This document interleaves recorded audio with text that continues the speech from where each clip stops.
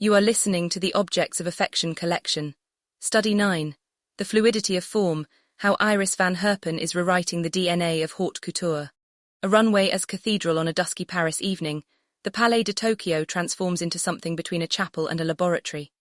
The crowd, an assembly of editors, museum curators, collectors and celebrities, settles into silence as the lights dim. A low, resonant hum begins to vibrate through the space, an almost primordial soundscape that feels more like a seismic shift than a soundtrack. Then, from the shadows, a figure emerges. The dress is less a garment than a living organism, a lattice of translucent filaments that stretch and contract with her body's movements, catching the light like water trembling in glass. As she walks, the structure ripples, not in the flutter of fabric but in the undulating rhythm of something that seems animated from within. Gasps ripple through the audience. A seasoned critic whispers to a colleague, "This isn't fashion, this is evolution." This moment, staged with almost liturgical solemnity, is not a stunt.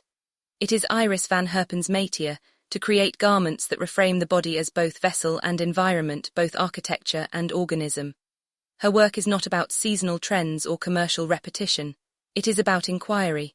What does it mean for a dress to move like water, for couture to mimic magnetism, for fabric to grow like mycelium? Van Herpen has been labelled futuristic countless times, a tag she herself rejects. "I don't find my work futuristic," she has said. "I believe many of the concepts I explore feel as though they are the future, but they exist already, they are simply not yet seen." This refusal of futurism is key. She is not speculating on what might come. She is revealing what already exists in the invisible strata of nature, science and motion, and translating it into couture. In doing so, she has reshaped the very definition of haute couture. Where traditional houses ground themselves in heritage, Van Herpen grounds herself in metamorphosis. Where Dior, Chanel and Givenchy offer continuity, she offers rupture. And yet, in 2011, at just 27, she was invited into the Fédération de la Haute Couture. An acknowledgement from the establishment that her radical laboratory is not an outlier, but a legitimate reimagining of couture itself. The stakes extend beyond aesthetics. Van Herpen's atelier raises profound questions about the business of fashion, the role of technology, and the cultural function of couture in an age of Instagram virality and ecological crisis.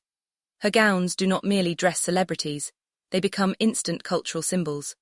Her work is collected by institutions as readily as by private clients, blurring the line between garment and artifact, and her embrace of biofabrication, garments made of algae, mycelium or cacao shells, positions her not just as a designer, but as a prophet of sustainability in an industry under fire. To watch a Van Herpen show, then, is to enter a liminal space where couture ceases to be fashion and becomes philosophy. The runway is no longer a sales mechanism, it is a cathedral for metamorphosis. And the designer, with her boundless curiosity and cross-disciplinary partnerships, is less couturier than alchemist, sculpting the invisible forces that shape our world into a visible, wearable form. The body as canvas, the world as blueprint. To understand Van Herpen's philosophy, one must first recognize the body as her primary site of inquiry. Unlike designers who impose a silhouette upon the body, Van Herpen begins with its movement. Her years of training in classical ballet taught her to think not of posture as static, but of the body as an ever-changing continuum, an instrument of force, fluidity and emotion. "Dance was my first language," she has reflected. "The knowledge I carry in my muscles, the tension, the release, the flow that has become the blueprint of my design." This sensibility makes her garments feel less like clothing and more like kinetic extensions of anatomy. Every seam is conceived as a vector of energy, every contour as a continuation of musculature.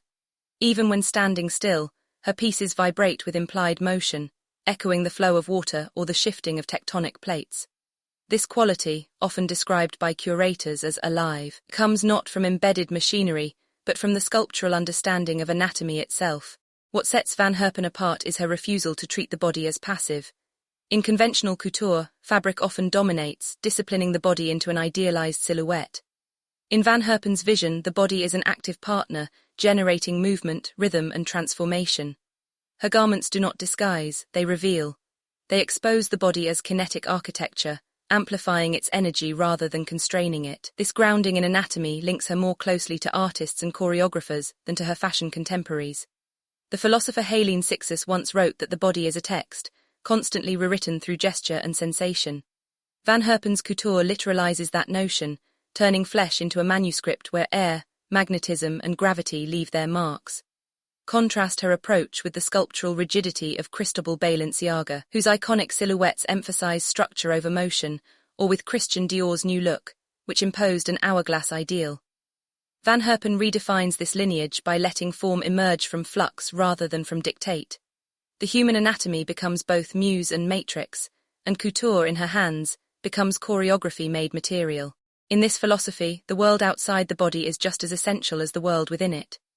Nature, science, and the invisible forces that shape existence, sound waves, currents, fields of energy, become the templates for her designs. Her dresses do not only move with the body, they echo the movements of the earth, the sea, and the cosmos. For Van Herpen, the body is not isolated but porous, absorbing and reflecting the unseen forces of its environment. Her couture is the language through which this conversation becomes visible. From architecture to alchemy, if Van Herpen's philosophy begins with anatomy, her execution is forged in dialogue with architecture. She has long described herself as fascinated by the hard logic of buildings, their skeletons, their load-bearing precision, their capacity to contain space. Yet she refuses to choose between geometry and chaos. Instead, she fuses architectural discipline with the untamed forms of nature, creating what might best be described as design alchemy. The collision of these influences is visible in her earliest landmark pieces. Her 2011 collaboration with Bentham Crowell Architects resulted in the skeleton dress, a lattice of digitally printed polyamide inspired by the museum's structural grids. What should have been rigid instead appeared fluid, a paradox only possible because of Van Herpen's hybrid method. She takes architecture's language of stress points and beams, then translates it into materials that shimmer, curve, and ripple like organic matter. Nature for her is not an aesthetic surface to be imitated but a force to be harnessed. Her collections have visualized sound waves, magnetic fields, the symbiotic interdependence of fungi, even the turbulence of water molecules. Biomimicry is not a buzzword in her practice, it is a generative principle. The Magnetic Motion Collection 2014, created with artist Jolien van der Wiel, used actual magnetic fields to sculpt the garment forms. Iron filings drawn by magnets into stalactite-like growths. Here, natural chaos was not just inspiration but co-author. This fusion of the structural and the organic places Van Herpen in a lineage that stretches back to couture's modernist masters. Cristobal Balenciaga was called the architect of fashion for the precision of his tailoring, while Madeleine Vionnet engineered bias-cut gowns that draped like liquid. Van Herpen extends their legacies, but her scaffolding is digital rather than manual, her fluidity informed by physics simulations as much as fabric drape. Where Vionnet liberated fabric from rigidity, Van Herpen liberates matter itself, transforming stone into silk, resin into water. Her practice might be best understood as alchemy, a term she herself embraces. She transmutes base materials into improbable couture. A plexiglass plate, heated and hand-formed, becomes a liquid splash. Galvanized steel, cut with a water jet, becomes delicate as lace. Glass, blown and twisted, becomes part of a bodice. She once remarked that she sees no difference between working with silk or with stone. Each is a medium awaiting metamorphosis. This radical openness to matter expands couture's vocabulary into dimensions previously unimaginable. Crucially, this alchemical method is not about shock value. It is about balance. Every structure must resonate with both organic vitality and engineered stability. A dress that collapses under its own weight is failure, but so is a dress that ignores the wildness of nature.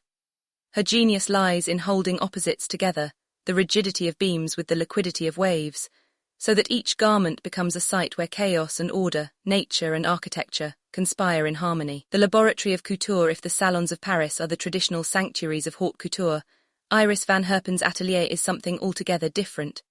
Step inside, and one discovers not gilded mirrors or hushed embroidery tables, but a hybrid environment where traditional craftsmanship sits shoulder to shoulder with advanced engineering.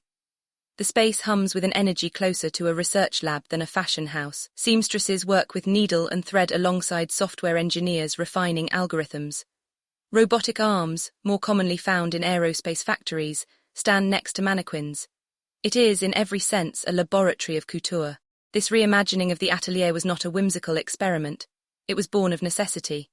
Van Herpen's early visions simply could not be executed with conventional methods.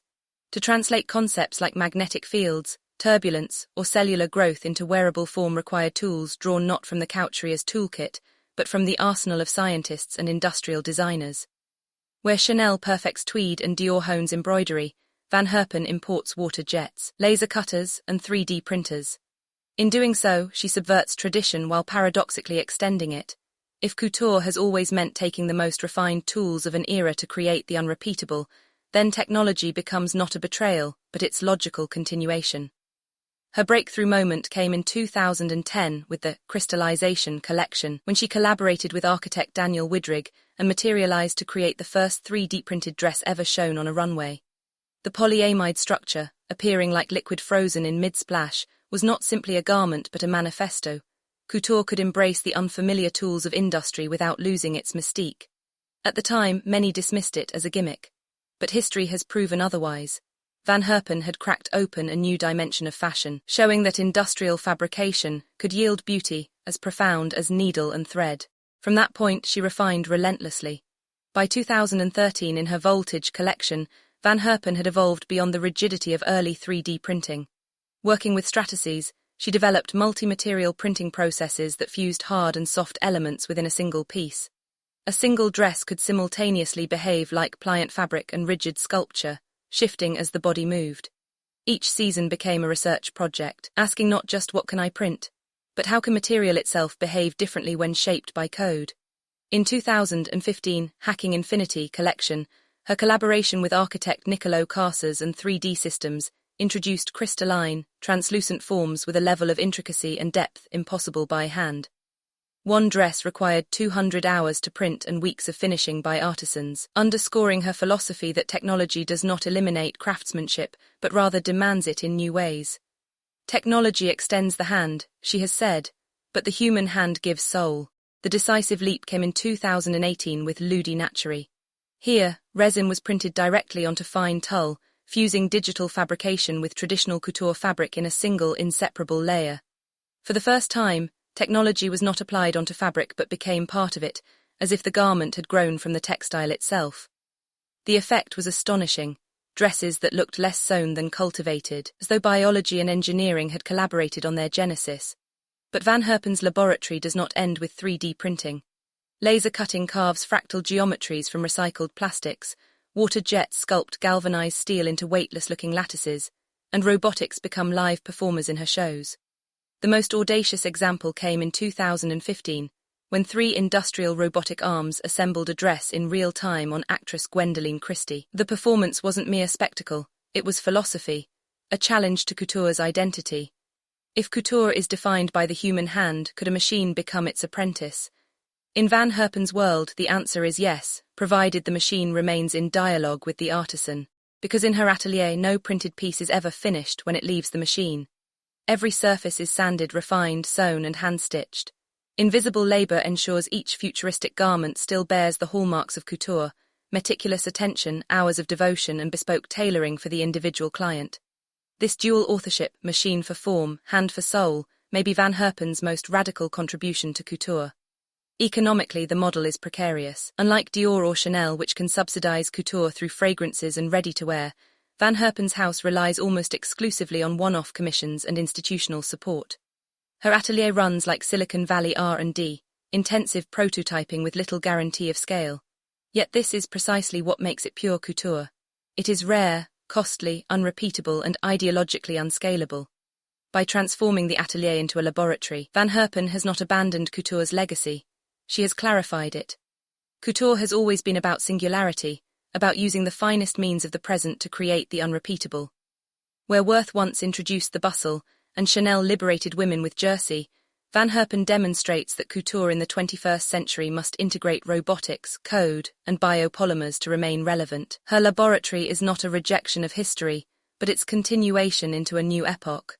A new materialism. If Van Herpen's early years were defined by the radical use of glass, plexiglass, and metal gauze, her recent trajectory reveals a deeper, more urgent preoccupation.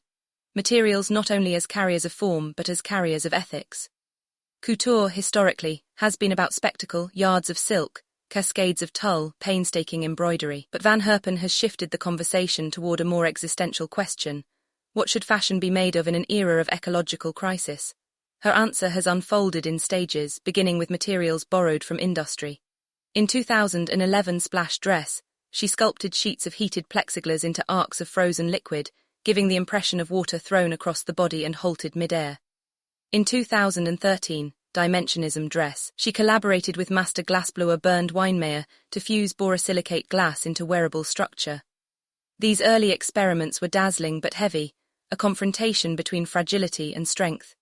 They proved that couture could speak the language of sculpture, but also exposed the limitations of industrial matter when applied to the body. By the late 2010s, Van Herpen's material curiosity began migrating toward the organic and the ephemeral. If couture's traditional luxury lay in scarcity and labor, Van Herpen's redefinition lay in transformation, how materials might behave, evolve, even decompose. For her 2022 project, Singularity, she collaborated with scientists to 3D print biopolymers derived from algae and mycelium, as well as dresses grown from leftover cacao bean shells. The implication was radical: couture garments that could, in theory, return to the soil. Where fast fashion overproduces and pollutes, Van Herpen's couture imagines garments that carry their own afterlife. This move toward biomaterials aligns her with the wider discourse on sustainability, yet she approaches it in a way unlike any other designer.